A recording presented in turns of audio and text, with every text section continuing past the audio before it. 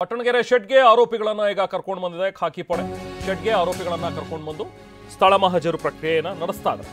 ಆದರೆ ಬೇರೆ ಆರೋಪಿಗಳನ್ನ ಕರ್ಕೊಂಡು ಬಂದಿದ್ದಾರೆ. ಇದುವರೆಗೂ ನಟ ದರ್ಶನ್ ಅನ್ನ ಪೊಲೀಸರು ಅಲ್ಲಿಗೆ ಕರ್ಕೊಂಡು ಬಂದಿಲ್ಲ.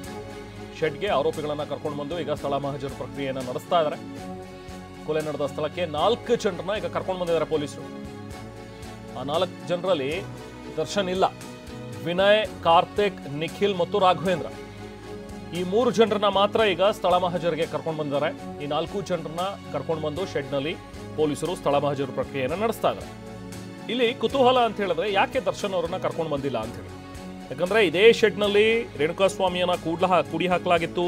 ನಂತರ ಇಲ್ಲೇ ಚಿತ್ರಹಿಂಸೆ ಕೊಟ್ಟಿದ್ದಾರೆ, ಇಲ್ಲೇ ಆತ ಸಾವನ್ನಪ್ಪಿದ್ದಾನೆ ಅನ್ನುವಂಥದ್ರ ಬಗ್ಗೆ ಇರುವಂತಹ ಮಾಹಿತಿ. ಸೊ ಸ್ಥಳ ಮಹಜರು ಪ್ರಕ್ರಿಯೆ ನಡೆಸಬೇಕು ಅಂತ ಹೇಳಿದ್ರೆ ಈಗ ಯಾರೆಲ್ಲ ಆರೋಪಿಗಳಿದ್ದಾರೆ, ಯಾರೆಲ್ಲ ಬಂಧನದಲ್ಲಿದ್ದಾರೆ, ಅವರಲ್ಲಿ ದರ್ಶನ್ ಕೂಡ ಒಬ್ಬರು. ಸೊ ದರ್ಶನನ್ನು ಕೂಡ ಕರ್ಕೊಂಡು ಬರಬೇಕಿತ್ತಲ್ಲ ಅನ್ನುವಂಥದ್ದು ಇರುವಂಥ ಪ್ರಶ್ನೆ. ಆದರೆ ಇದಕ್ಕೆ ಏನು ಕಾರಣಗಳನ್ನು ಕೊಡ್ತಾರೆ ಪೊಲೀಸರು ಅನ್ನುವಂಥದ್ದನ್ನು ನೋಡಬೇಕು. ಯಾಕಂದರೆ ಈಗ ಸದ್ಯಕ್ಕೆ 4 ಜನರನ್ನ ಮಾತ್ರ ಕರ್ಕೊಂಡು ಬಂದಿದ್ದಾರೆ ಸ್ಥಳಕ್ಕೆ. ಇನ್ನು FSL ತಂಡ ಕೂಡ ಈಗಾಗಲೇ ಸ್ಥಳಕ್ಕೆ ಬಂದಿರುವಂಥದ್ದನ್ನು ಗಮನಿಸ್ಬೋದು. FSL ಟೀಮ್ ಕೂಡ ಅಲ್ಲಿ ಸ್ಥಳದಲ್ಲಿ ಈಗ ಒಂದಷ್ಟು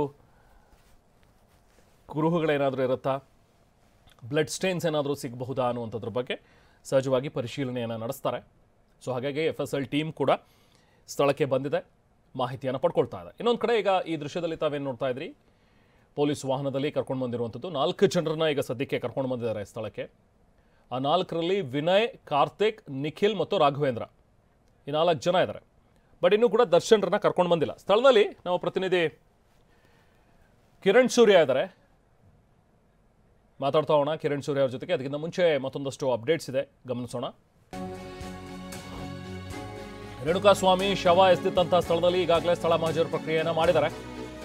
ಶವ ಎಸ್ದಿದ್ದು ಎಲ್ಲಿ, ಯಾವಾಗ ಅನ್ನೋ ಬಗ್ಗೆ ಮಾಹಿತಿಯನ್ನು ಪಡ್ಕೊಂಡು ಅಲ್ಲಿಗೆ ಕರ್ಕೊಂಡು ಹೋಗಿ ಮಹಜರನ್ನು ಮಾಡಿದ್ದಾರೆ. ಶವ ತಂದು ಹಾಕಿದ್ರ ಬಗ್ಗೆ ಮಾಹಿತಿಯನ್ನು ಕೊಟ್ಟಿದ್ದಾರೆ ಈಗ ಆರೋಪಿಗಳು. ಮೃತದೇಹವನ್ನು ಎಲ್ಲಿ ಎಸ್ದ್ವಿ ಅಂತ ಹೇಳಿ 3 ಆರೋಪಿಗಳನ್ನು ಸ್ಥಳದಲ್ಲಿ ನಿಲ್ಲಿಸಿ ಮಹಜರು ಪ್ರಕ್ರಿಯೆಯನ್ನು ಮಾಡಿದ್ದಾರೆ. ರೇಣುಕಾ ಶವ ಎಸ್ದಿದ್ದಂತಹ ಸ್ಥಳ ತೋರಿಸಿದ್ದಾರೆ ಆರೋಪಿಗಳು. ಇಲ್ಲೇ ತೆಗೆದುಕೊಂಡು ಬಂದು ನಾವು ಅವತ್ತು ರಾತ್ರಿ ಎಸ್ದೋದ್ವಿ ಶವವನ್ನು ಅಂತ ಹೇಳಿ ಆರೋಪಿಗಳ ಹೇಳಿಕೆಯನ್ನು ದಾಖಲಿಸ್ಕೊಂಡಿದ್ದಾರೆ ಈಗ ಪೊಲೀಸರು. ಸೊ ಇಲ್ಲಿಂದ ಈಗ ನೇರವಾಗಿ ಪಟ್ಟಣಗೆರೆ ಶೆಡ್ಗೆ 4 ಜನರನ್ನ ಕರ್ಕೊಂಡು ಬಂದಿದ್ದಾರೆ. ಇಲ್ಲಿಗೆ 3 ಜನರನ್ನು ಕರ್ಕೊಂಡು ಬಂದಿದ್ರು. ಬಹುಶಃ ಆ ಟೈಮ್ನಲ್ಲಿ ಶವ ಎಸ್ದಿರುವಂಥದ್ದು ಅಂದರೆ ಡಿಸ್ಪೋಸ್ ಮಾಡುವಂಥದ್ದು ಈ 3 ಜನ ಮಾಡಿದ್ದಾರೆ ಅಂತ ಅನ್ಸುತ್ತೆ. ಸೊ ಹಾಗಾಗಿನೇ ಪೊಲೀಸರು ಈಗ ಈ 3ರನ್ನ ಮಾತ್ರ ಸ್ಪಾಟಿಗೆ ಕರ್ಕೊಂಡು ಹೋಗಿದ್ದಾರೆ. ಎಲ್ಲಿ ಶವವನ್ನು ಎಸೆದ್ರಿ ಅನ್ನುವಂಥದ್ರ ಬಗ್ಗೆ ಮಾಹಿತಿಯನ್ನು ಪಡೆಯೋದಕ್ಕೋಸ್ಕರ ಮಹಜರು ಮಾಡೋದಕ್ಕೆ ಅಂತ ಹೇಳಿ ಕರ್ಕೊಂಡು ಹೋಗಿ ಅಲ್ಲಿ ಮಹಜರನ್ನು ಮಾಡಿದ್ದಾರೆ.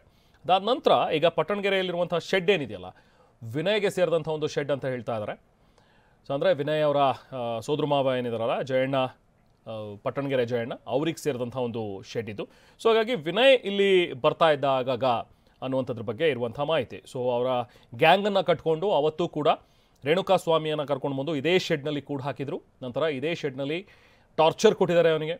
ಸೊ ಅದರಿಂದಾಗಿ ಆತ ಸಾವನ್ನಪ್ಪಿದ್ದಾನೆ ರೇಣುಕಾಸ್ವಾಮಿ. ನಂತರ ಶವವನ್ನು ಇಲ್ಲಿಂದ ತೆಗೆದುಕೊಂಡು ಹೋಗಿ ಬಿಸಾಕಿದ್ದಾರೆ ಬೇರೆ ಕಡೆ. ಸೊ ಹಾಗಾಗಿ ಈಗ ಸ್ಥಳ ಮಹಜರಿಗೆ ಅಂತ ಹೇಳಿ ಬಂದಿರುವಂತಹ ಪೊಲೀಸರು ಆರೋಪಿಗಳನ್ನು ಕರ್ಕೊಂಡು ಬಂದಿದ್ದಾರೆ. ಸ್ಥಳದಲ್ಲಿ ನಾವು ಪ್ರತಿನಿಧಿ ಕಿರಣ್ ಸೂರ್ಯ ಇದ್ದಾರೆ, ಡೀಟೇಲ್ಸ್ ಪಡೆಯೋಣ. ಕಿರಣ್, ಈಗ 4 ಜನರನ್ನ ಕರ್ಕೊಂಡು ಬಂದಿದ್ದಾರೆ. ಬಹುಶಃ ಇನ್ನೂ ಕೂಡ ಸ್ಥಳ ಮಹಜರು ಪ್ರಕ್ರಿಯೆ ನಡೀತಾ ಇದೆಯಾ? ಈಗ ಸ್ಥಳದಲ್ಲಿ ಏನೇನು ಡೀಟೇಲ್ಸ್ ಸಿಗ್ತಾ ಇದೆ? ಇರುವಂಥ ಮಾಹಿತಿ ಈಗ ಬರೀ 4 ಜನ ಬಂದಿದ್ದಾರೆ. ಆದರೆ ದರ್ಶನ್ ಅವರನ್ನ ಯಾಕೆ ಕರ್ಕೊಂಡು ಬಂದಿಲ್ಲ ಅನ್ನುವಂಥದ್ದು ಕೂಡ ಪ್ರಶ್ನೆ ಇದೆ. ನಂತರದ ಟೈಮ್ನಲ್ಲಿ ಕರ್ಕೊಂಡು ಬರ್ತಾರಾ ಅಥವಾ ಏನು ಕಥೆ, ಏನಾದರೂ ಡೀಟೇಲ್ಸ್ ಗೊತ್ತಾಗ್ತಾ ಇದೆಯಾ ಕಿರಣ್? ಅಬ್ದುರಹಮಾನ್, ರೇಣುಕಾಸ್ವಾಮಿಯ ಒಂದು ಹತ್ಯೆಯನ್ನ ಇದೇ ಜಾಗದಲ್ಲಿ ಅಂದ್ರೆ ಪಟ್ಟಣಗೆರೆ ಜಯಣ್ಣನಿಗೆ ಸೇರಿದಂತ ಅಂದ್ರೆ ವಿನಯ್ ಏನಿದ್ದಾನೆ, ವಿನಯ್ಗೆ ಸೇರಿದ ಒಂದು ಜಾಗ ಅಂತ ಹೇಳಲಾಗ್ತಿರುವಂಥದ್ದು. ಸದ್ಯ ಈ ಒಂದು ಸ್ಥಳದಲ್ಲಿ ಈಗಾಗಲೇ 4 ಜನ ಆರೋಪಿಗಳನ್ನು ಕೂಡ ಕರ್ಕೊಂಡ್ ಬಂದಿರುವಂಥದ್ದು ಪೊಲೀಸರು. ಕರ್ಕೊಂಡ್ಬಂದು ಈಗಾಗಲೇ ಸ್ಥಳ ಮಹಜರನ್ನ ಆರಂಭ ಮಾಡ್ತಾರೆ ಇನ್ನೇನು ಕೆಲವೇ ಕ್ಷಣಗಳಲ್ಲಿ ಅನ್ನೋಂಥ ಒಂದು ಮಾಹಿತಿ ಸದ್ಯಕ್ಕೆ ಲಭ್ಯವಾಗ್ತಿರುವಂಥದ್ದು. ಈಗಾಗಲೇ ಈ ಒಂದು ಶೆಡ್ ನಾನು ನಿಮಗೆ ತೋರಿಸ್ತಾ ಇದ್ದೀನಿ. ಈ ಒಂದು ಮೊದಲ ಶೆಡ್ನಲ್ಲಿ 2 ಫೋರೆನ್ಸಿಕ್ ತಂಡ ಕೂಡ ಈಗಾಗಲೇ ಆಗಮಿಸಿರುವಂಥದ್ದು. ಒಂದು, ಎರಡನೇದಾಗಿ ಪೊಲೀಸ್ ವಾಹನದಲ್ಲಿ 4 ಜನ ಆರೋಪಿಗಳನ್ನು ಕರೆದುಕೊಂಡು ಬಂದಿರುವಂಥದ್ದು. ಈ ಒಂದು ಮುಂಭಾಗದಲ್ಲಿ ಏನು ವೈಟ್ ಕಲರ್ ಶೀಟ್ಗಳನ್ನು, ಕಬ್ಬಿಣದ ಶೀಟ್ಗಳನ್ನು ಹಾಕಿದಾರಲ್ವಾ, JCB ವಾಹನ ನಿಂತಿದೆಯಲ್ವಾ, ಅದರ ಒಳಭಾಗದಲ್ಲಿ 2 ಫೋರೆನ್ಸಿಕ್ ತಂಡ ಹಾಗೂ 4 ಜನ ಆರೋಪಿಗಳ ಇದ್ದಾರೆ ಅನ್ನೋಂಥ ಒಂದು ಮಾಹಿತಿ. ಬ್ಲೂ ಬಣ್ಣದ ಅಂದ್ರೆ ಕಬ್ಬಿಣದ ಶೀಟ್ಗಳೇನಿದೆ ಅಲ್ಲಿ ಒಳಭಾಗದಲ್ಲಿರುವಂತಹ ಬಿಳಿ ಬಣ್ಣದ ಮನೆ ಏನಿದೆ, ಆ ಮನೆಯ ಒಳಭಾಗದಲ್ಲಿ ಆತನ ಮೇಲೆ ಹಲ್ಲೆ ಆಗಿತ್ತು, ಆತನನ್ನ ಹತ್ಯೆ ಮಾಡಲಾಗಿತ್ತು ಅನ್ನೋಂಥ ಒಂದು ಮಾತುಗಳು ಕೂಡ ಈಗಾಗಲೇ ಕೇಳಿ ಬರ್ತಾ ಇರುವಂಥದ್ದು.